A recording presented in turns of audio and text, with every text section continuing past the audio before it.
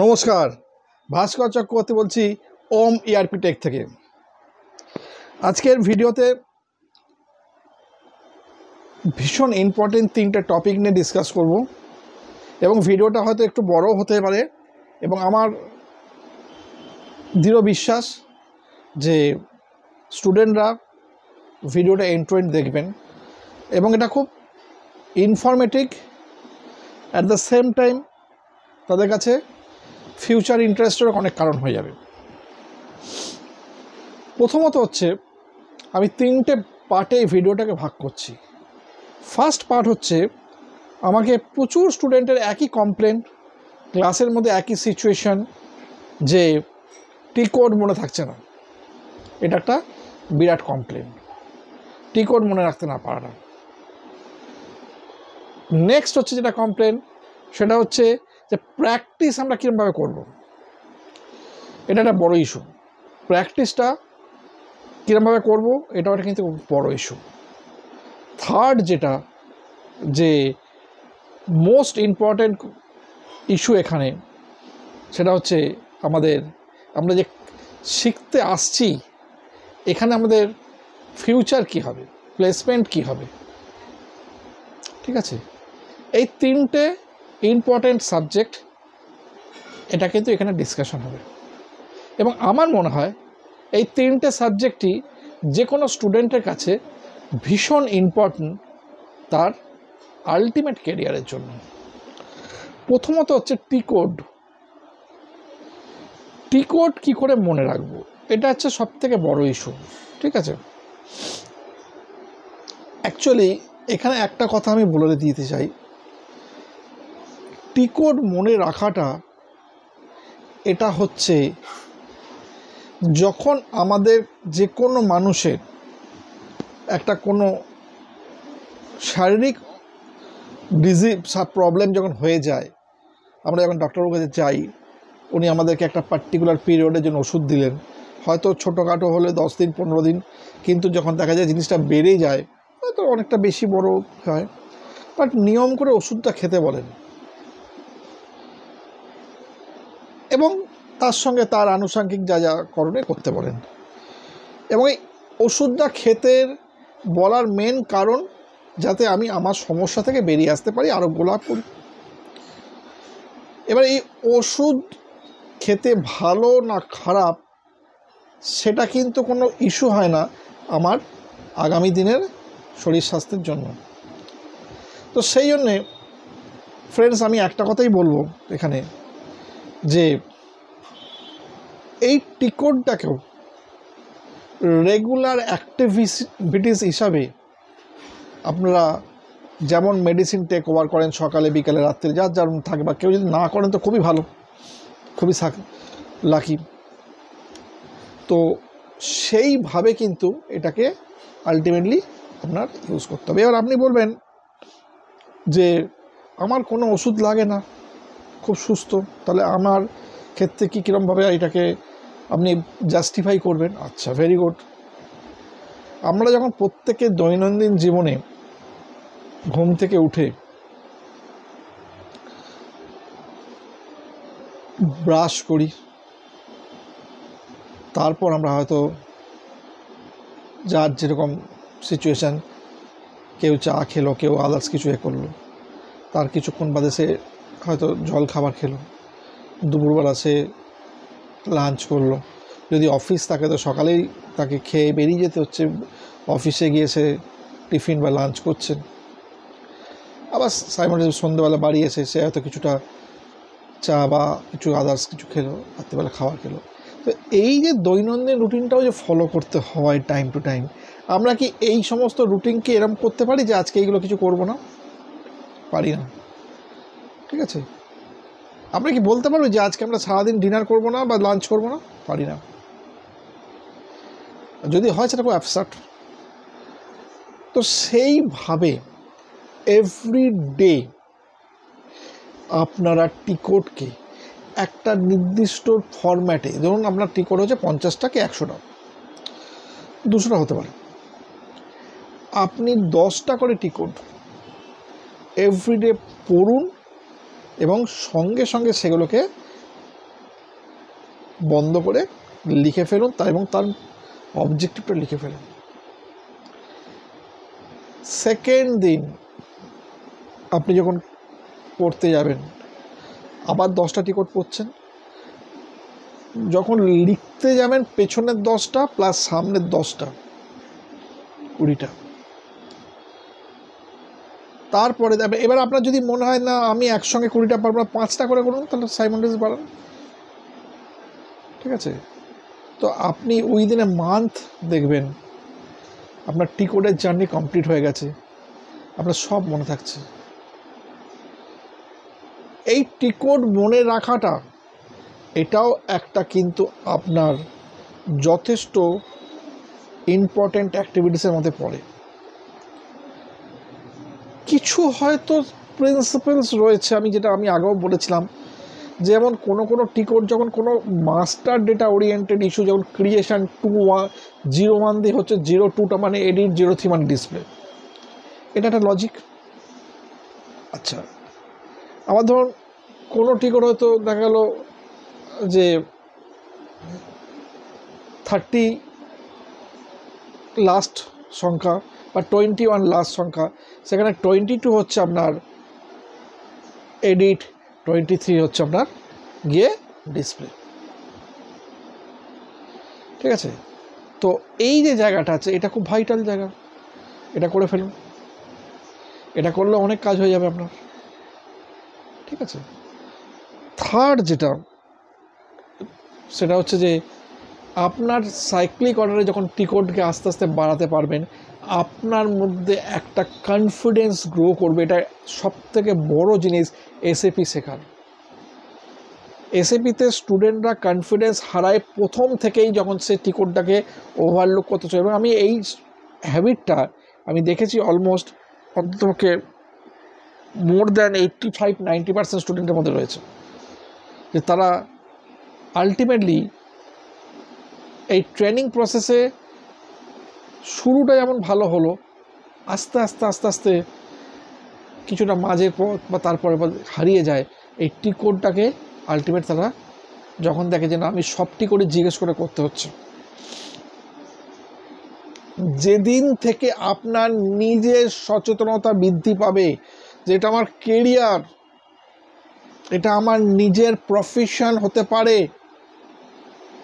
তো আমি আমার প্রফেশন বা আমার কেরিয়ারের জন্য আমি কেন অন্যের উপর ডিপেন্ড করব, কেন অন্যকে জিজ্ঞেস করবো আমাকে টিকট বলে দিন, এই জায়গাটা কিন্তু আপনার কাছে খুব ভাইটাল হয়ে যাবে। এই সচেতনতা যখন বৃদ্ধি হবে, এটা ডেফিনেটলি বড় কাজ করবে, আপনারা মেনে নেবেন আমার কথা। তো আপনি সেই জন্য প্রথম 10টা শুরু করলেন, তারপর 5টা করে বাড়ান, দেখবেন অনেক ভালো জায়গায় পৌঁছে গেছে। এটা হয়ে গেল আমাদের টিকট। নেক্সট আসছে আমরা প্র্যাকটিস।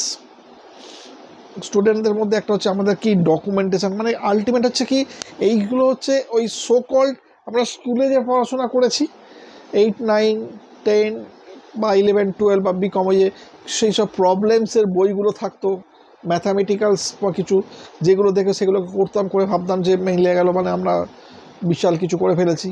তো এইরকম অ্যাটিটিউডটা কিন্তু আমাদের মধ্যে এখনও পর্যন্ত জাগ্রত রয়েছে। তো আমাদেরকে কী করতে হবে, এই জায়গা থেকে বেরোতে হবে। কারণ আমরা কোনো একটা পার্টিকুলার ম্যাথামেটিক্সের সলভ বা কোনো কোয়েশ্চেনের উত্তর তৈরি করবার জন্য এসএপি শিখছে না, এসএপি শেখার উদ্দেশ্য নয়। আপনার ইম্পর্টেন্স কোথায়, যে আপনি যে টপিকটা শিখছেন সেই টপিক্সে আপনার আলটিমেটলি দখলটা কোথায় আছে, আপনার ডেপথ কোথায় আছে, সেই জায়গাটা হচ্ছে ভীষণ ইম্পর্টেন্ট। যে আপনি সেই সাবজেক্টটা টোটাল বুঝে নিন, কি করতে চাইছেন, এক্স্যাক্টলি টপিকটার মিনিংটা আগে জেনে নিন, তারপর সেগুলোকে স্টেপ বাই স্টেপ কী করে করা যায় দেখে নিন। স্টেপ বাই স্টেপ করে এক্সিকিউশনের যে ফাংশনিং কাজটা করা বা টোটাল কনফিগারেশনটা হয়ে গেলে ওটাকে চেক আপ করা, এটা কিন্তু এন্ড ইউজার অ্যাক্টিভিটিস। আমাদের ইন্টেনশনটা কিন্তু ম্যাক্সিমাম ওই এন্ড ইউজার অ্যাক্টিভিটিসের মধ্যে চলে যায়, কিন্তু আমরা ভুলে যাই যে আমরা শিখতে এসেছি একটা কনসাল্টিং লেভেলের জিনিস। তো আমরা যখন ওর মধ্যে ঢুকে যাব, তো ন্যাচারালি হচ্ছে আমরা কাউকে সাপোর্ট দিতে পারবো? আমাদের কি মনে হয় যে আমরা যদি সাবজেক্ট সম্বন্ধে নলেজ না হয়, আমরা যদি শুধুমাত্র ডেটা এন্ট্রির ওপর নিজেকে ফোকাস করি, আমরা কি কোনো রকমভাবে এগোতে পারবো? নেভার, কোনোদিন পারবো না। তো আমাদের অ্যাক্টিভিটিসটা কীরকম হওয়া উচিত, যে একটা কোনো পার্টিকুলার সাবজেক্ট, আমি যখন পড়াশোনা যখন করবেন, এবার আসছি আমি কীরকমভাবে আমি এডুকেশনটা করব। ধরুন আজকে একটা টপিক্স, আমি এফআইআরই টপিক্স বলছি। ধরুন আপনার এফআইআর টপিক্সের মধ্যে মাস্টার এটা ভেন্ডার মাস্টার। তো ভেন্ডার মাস্টারের যে বেসিক কনসেপশন, কে ভেন্ডার, কত রকম টাইপসের ভেন্ডার হতে পারে, আমি 3টে টাইপস দিয়ে করেছি, আমি 30টা আরও 5টা টাইপ নতুন বানাতে পারেন। তো তাদের ক্ষেত্রে আমাদের কি করতে হচ্ছে, first separate account group create করতে হচ্ছে সেগ্রিগেশন করবার জন্য। তারপর তাদের জন্য আলাদা করে নাম্বারিং ক্রিয়েট করতে হচ্ছে, কারণ সেই মাস্টার ডেটাগুলো যখন ক্রিয়েশন হবে সেগুলো কোন নাম্বারিং ধরে ধরে তৈরি হবে। তারপর সেই নাম্বারিংগুলোকে আমাদের ওই অ্যাকাউন্ট গ্রুপের সঙ্গে লিঙ্ক আপ করতে হচ্ছে, এবং এরপর আমাদের ক্রিয়েট করতে হচ্ছে কি না, ওই পার্টিকুলার মাস্টার ডেটাগুলো যখন আমাদের ফাইন্যান্সের সঙ্গে লিঙ্কিং হবে, সেই লিঙ্কিংটা যে করবে তার জন্য রিকন অ্যাকাউন্ট, এবং রিকন অ্যাকাউন্ট ক্রিয়েট করার পর আমাদের কি করতে হচ্ছে না, ভেন্ডারের সেপারেট যে যা করবো, ভেন্ডার কাস্টমার যাই করবো, তার মাস্টার ডেটা ক্রিয়েট করতে হচ্ছে। তো এই যে কনসেপশনটা আছে, এই যে প্রসেসটা আছে, এটা কিন্তু আগে আপনাকে ভালো করে বুঝতে হবে। এরপর আপনি আসবেন ওগুলোকে আলটিমেটলি কী হয়, যে আলটিমেট ইনভয়েস করা যায় বা পেমেন্ট করা যায়, দ্যাট ইজ ডিফারেন্ট ইস্যু। ওগুলো পিওরলি এন্ড ইউজার পার্ট। তো আপনার ইন্টেনশনটাকে আপনি নিয়ে যান, ফোকাসটাকে চেঞ্জ করুন, এটা কিন্তু ভেরি ভেরি আর্জেন্ট। আপনি যত বড় কনসালটেন্ট হওয়ার চেষ্টা করবেন, ততোধিক পরিমাণে আপনার নিজের নলেজ আপনাকে এনহ্যান্স করতে হবে। এটা কিন্তু খুব ইম্পর্টেন্ট জিনিস, সেটা হচ্ছে আপনার দায়িত্ব। নেক্সট, রিগার্ডিং প্লেসমেন্ট,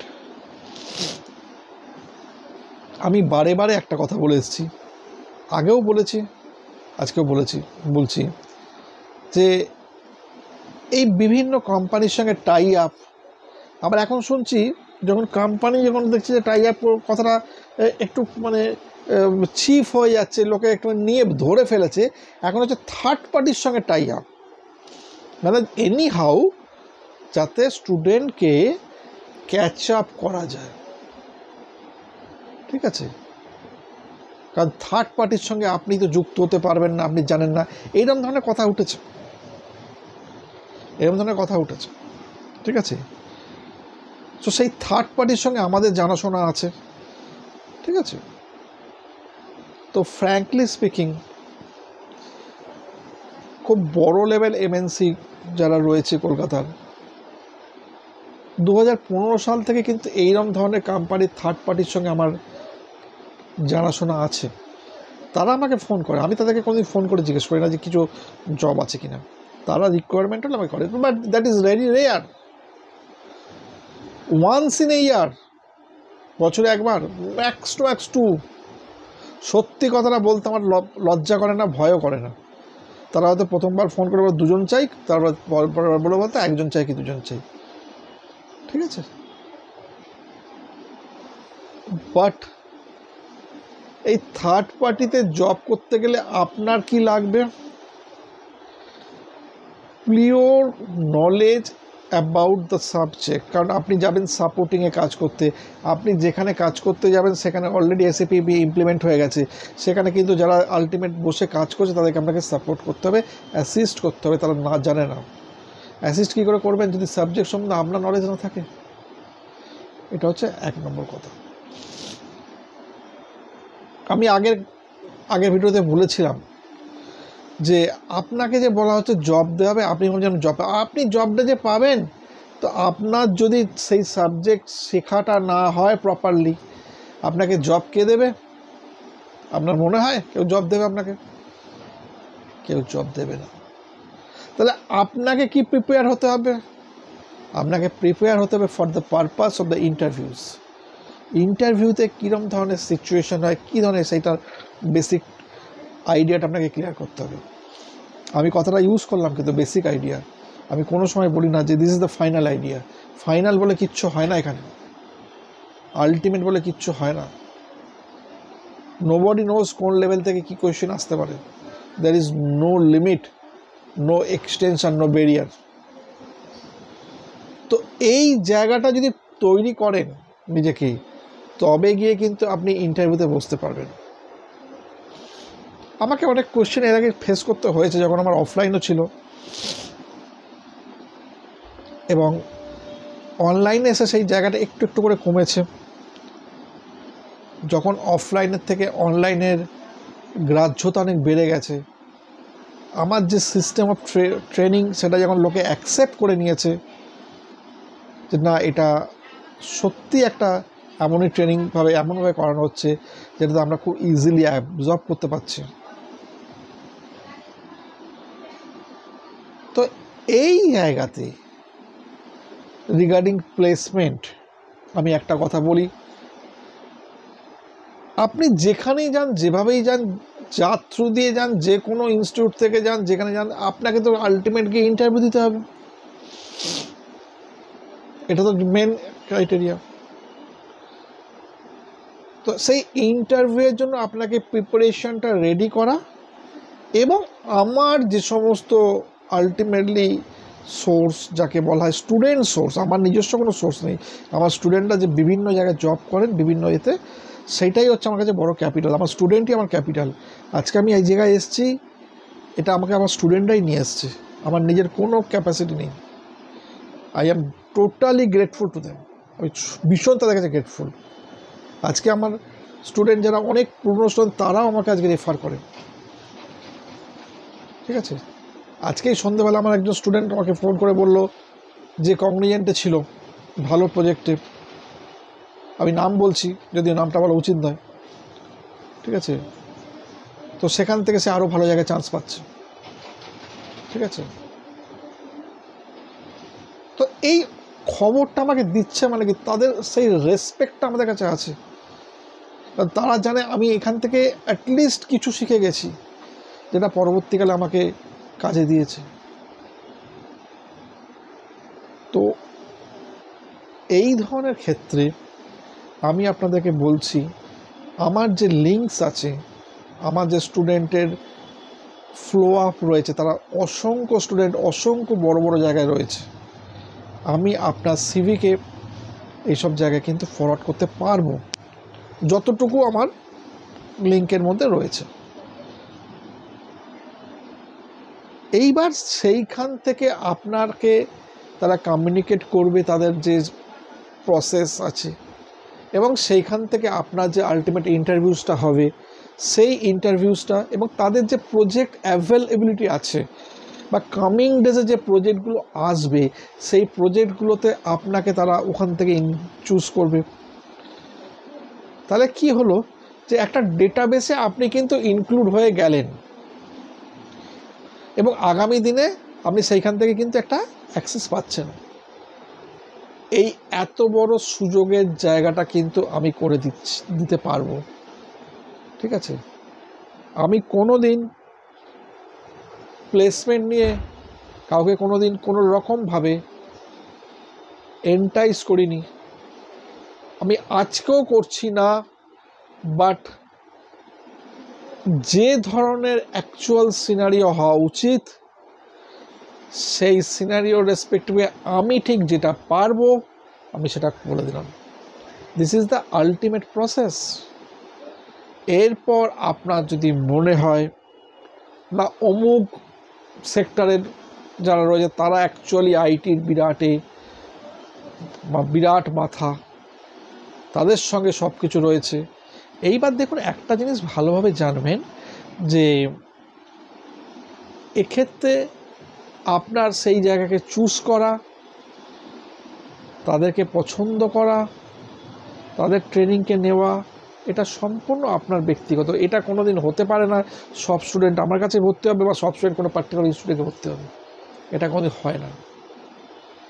আজকেও আমার বাড়িতে নৈহাটি থেকে স্টুডেন্ট তার বাবাকে নিয়ে, বয়স্ক, উনি রিটায়ারমেন্ট, উনি এসছিলেন প্রায় ঘন্টাখানেকের উপর ছিলেন আমার বাড়িতে দুপুরবেলা, সমস্ত ডিসকাস করে ওরা গেছেন। তাহলে আজকে এই যে লেভেলটা বুঝুন, যে একটা মানুষ সে তো ফোনে কথা বলেছে আমার সঙ্গে, সে তো বিশ্বাসটা করেছে, এই বিলিভ প্যাটার্নটা তো তৈরি হচ্ছে। এই বিলিভ প্যাটার্নটা কিন্তু আমার সব থেকে বড় ক্যাপিটাল। ইয়েস। আর তার সঙ্গে রয়েছে আমার স্টুডেন্টদের, মানে তাদের যে হেল্প আমি পাই, তারা যেভাবে আমাকে রেফার করে, বিভিন্ন স্টুডেন্ট বিভিন্ন দিক দিয়ে, গ্রেটফুল, আমি ভীষণ গ্রেটফুল তাদের কাছে। আমি এই প্রসঙ্গে একটা কথা বলতে চাই, যে মার্কেটে আমরা যে বিভিন্নভাবে আমাদের পয়সাকে ইনভেস্ট করি, ফিক্সড ডিপোজিট করলাম, হয়তো কেউ পোস্ট অফিসে ইনভেস্ট করলো, যাই হোক বিভিন্ন জায়গাতে একটা সার্টেন পার্সেন্টেজ ইন্টারেস্ট কেউ লোকে পাচ্ছে। কিন্তু দেখবেন কিছু কিছু মানুষের নেচার আছে, স্টিল নাও এখনও পর্যন্ত, না অমুক ফান্ডটা নতুন বেরিয়েছে, আর কোথাও ইউজ করছে না ওই ওয়ার্ডটা, একটা সুন্দর আলোচনা নষ্ট হয়ে যাবে, তো অমুক ফান্ডটা তো এখন সবে বেরিয়েছে, এখন উঠে যাবে না, ওরা এখন 20% দিচ্ছে, এখন নিয়ে নেওয়া যাবে। এই নেচারটা কিন্তু মানুষের স্টিল নাও রয়েছে, এবং এটা তার নিজস্ব মনোগত চিন্তা ভাবনা, এখানে কেউ কিছু করতে পারবে না। তো আমার বক্তব্য হচ্ছে, যাদের মনে এই যা ধারণাটা রয়েছে যে অমুক সেক্টরের লোকেদের, অমুক সেক্টরের যারা অর্গানাইজেশন করেছে তারাই একমাত্র আইটির মাথা, তারাই সব কিছু বোঝে,